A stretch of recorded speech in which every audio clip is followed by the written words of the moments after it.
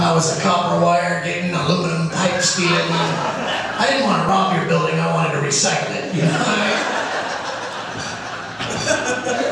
Most people see a safe in a building and think, what the hell's in that? I look at it as, that's 1,000 pounds of iron, that's where it's going, you know? And then on the next one, I've recently been released from incarceration. I made it to the 20-year reunion, and I noticed that there was a large amount of levity amongst everybody.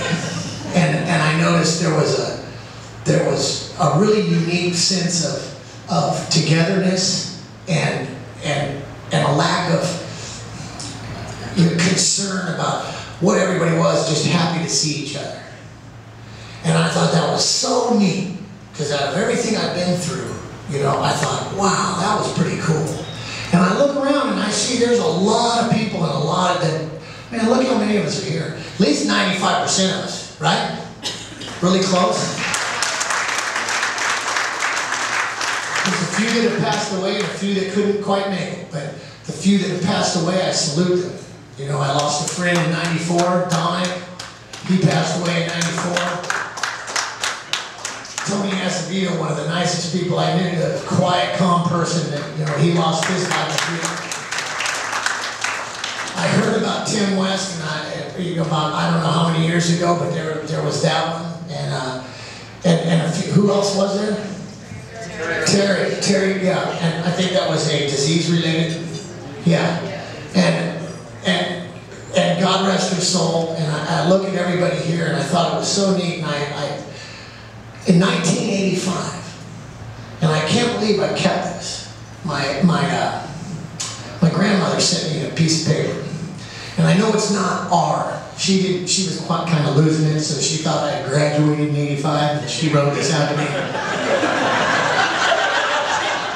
And I seem to be following in her footsteps. I'm losing it, you know what I mean? But she brought a really nice piece of paper. I brought this to read to you guys because I thought, I hope I can see it still, because I'm going blind. I'm going to sit down here and read this to you. I'm just going to change the date to '82. God save the class of 1982. Here was some unasked for advice aimed at the class of '82. I'm glad I'm not in your shoes. You've got some great times ahead of you, but also because this is in part and parcel to the human condition, you share a heartbreak. Once around the track of life is enough. As you approach the end of life, your needs and your wants dwindle. And it's amazing what simple things can make you happy. The smell of raindrops hitting the dust on a hot day, the sound of a symphony listened to alone, the sight of Canadian geese rising off a river into a chilly sunset, or the taste of a cool well water in August. And none of them cost you a dime. When you are young, there are kingdoms to be conquered, dragons to be slain, fair maidens to be won. And that is all and good.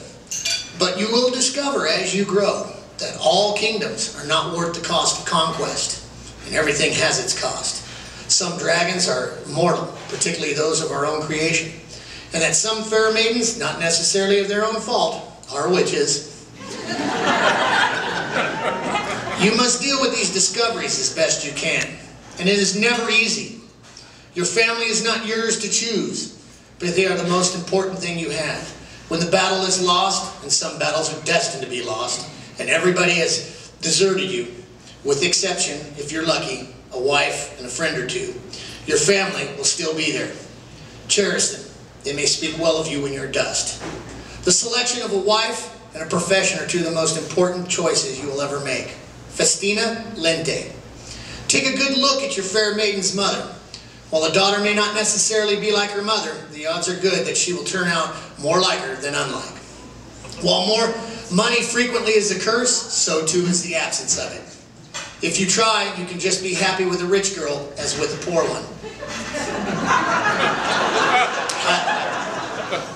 I like that one, however. That's all right, I love you anyway. Somehow or another, we'll figure something out. But a cheerful spirit is a pearl beyond price. The choice of a profession is a more difficult one. People change.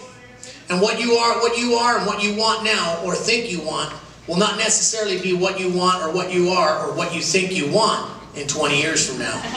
Remuneration is important, but it's the most important to pick a field of endeavor that truly interests you and challenges you. You're going to spend more time at your job than at anything else, and you might as well enjoy yourself. If it helps if you can do something that contributes, or that you can convince yourself contributes, to the commonwealth. Patriotism, they say, is the last refuge of scoundrels. That may be, but you will feel better about yourself if you love and find the time to serve your country. Not every man can be a hero, but few have been hurt by spending a couple of years in uniform. You will find there is no brotherhood quite like the comrade in arms. The business of God is a tricky one. It is not to every man to believe, but faith can be a sturdy shield and one well worth forging. In any case, so great is the love of God that I doubt very much he will find it in himself to differentiate between saint and sinner. Yet good manners require that we return the love to a degree that we can. The important thing is to believe in something, God, country, or profession, greater than oneself.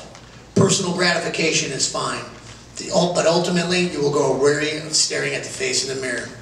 If you are fortunate, you will keep friends you have now and make others. But life has its cruel edge, and indifference, madness, and death will thin their ranks.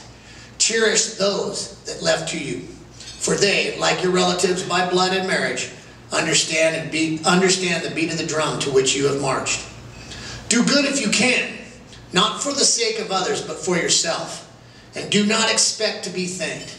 Some men cannot forgive another for having done well by them. Nevertheless, you will be surprised and touched when you most need it that a fellow human can recall the once you performed an act of kindness.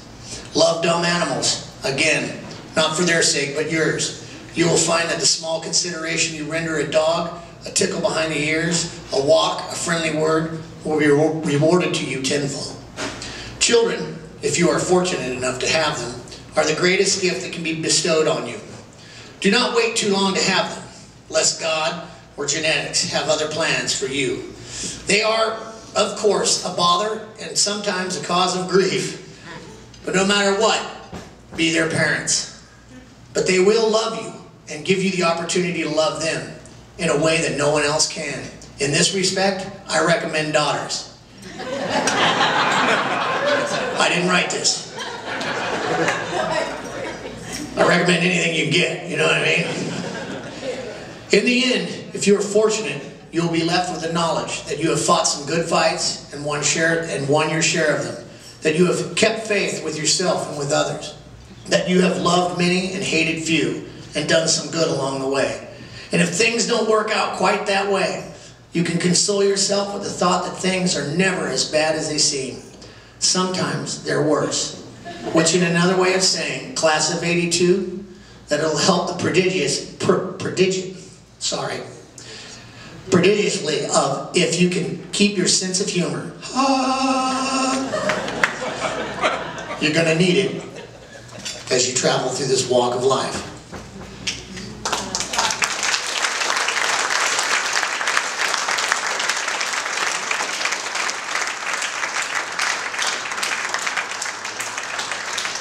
The author isn't on here.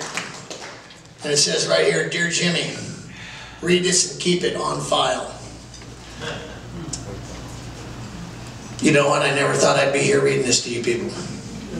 And I actually accidentally found it again just a couple weeks ago. I went, whoa, check this out. And it really means a lot. Because you know what? I'm so glad to be here amongst you people. I enjoyed my high school years. I had a really good time.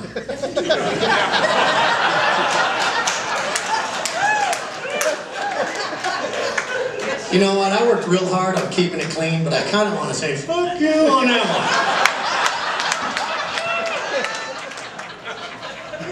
one. But that's okay, because it is true.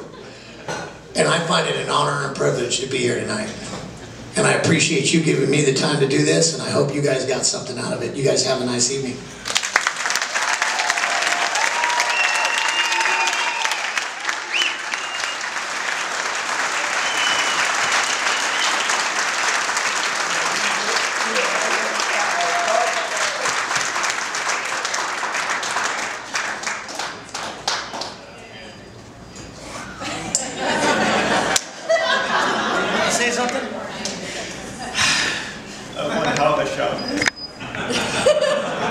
Tell them, dude. So you say it in the microphone. I have to say that was one hell of a show, dude. You did well.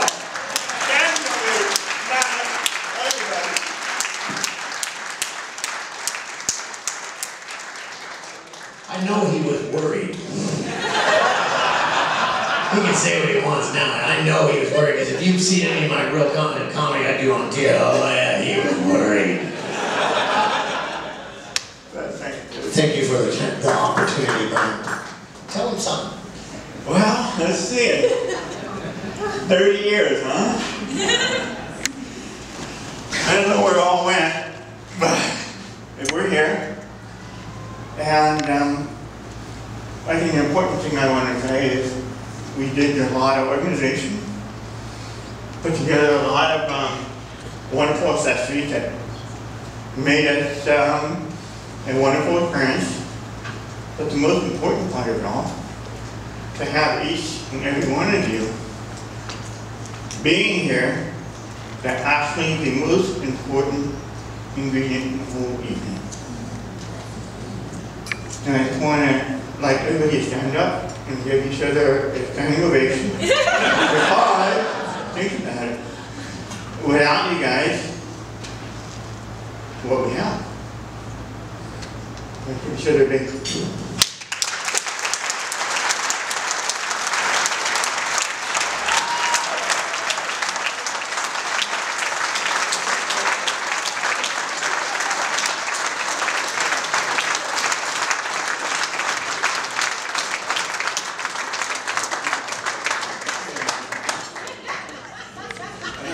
Furthermore,